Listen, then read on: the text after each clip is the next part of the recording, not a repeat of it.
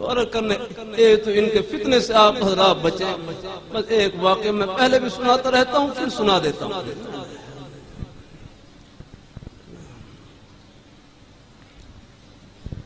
ہمارے ایک بھائی آوان ٹاؤن میں ہوتے ہیں, وہ کالج میں پڑھتے تھے. کچھ مرزائی نوجوان ان کو ملے, مرزائی نوجوان ملے, تو انہوں نے اپنا لٹریچر پڑھنے کے لیے دیا. ایک یہ بھی میرا کروں, اس سے بھی آپ بچیں. آج ہی مشکاۃ شریف کا حدیث شریف کا سبق تھا, اس میں حضرت عمر رضی اللہ تعالیٰ عنہ تورات کا ایک نسخہ لے کر بارگاہ اقدس میں حاضر ہوئے, اور بارگاہ اقدس میں کھڑے ہو کر وہ پڑھ رہے. ان کی پڑھنے پر توجہ, اور حضرت ابوبکر صدیق رضی اللہ تعالیٰ عنہ کی آپ کی چہرہ انور کو دیکھ رہے ہیں کہ آپ کا چہرہ انور غصے سے متغیر ہو رہا ہے.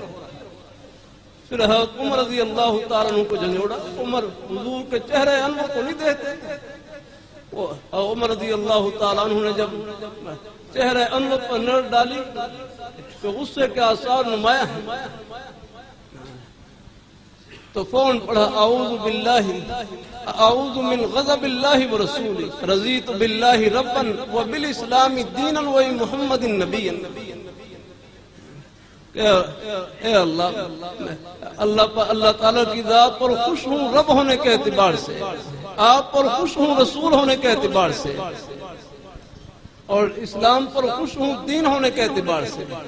لیکن آپ صلی اللہ علیہ وسلم کی ذات اقدس پر ابھی بھی غصے کے آثار تھے.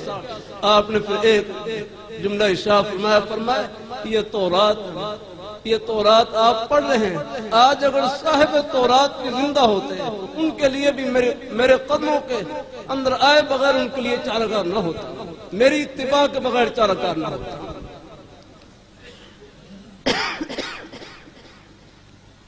اب تورات یہ برحق کتاب ہے, آسمانی کتاب ہے, لیکن حضور صلی اللہ علیہ وسلم کی آمد کے بعد بلا ضرورت اس کو بھی پڑھنے کی اجازت نہیں ہے.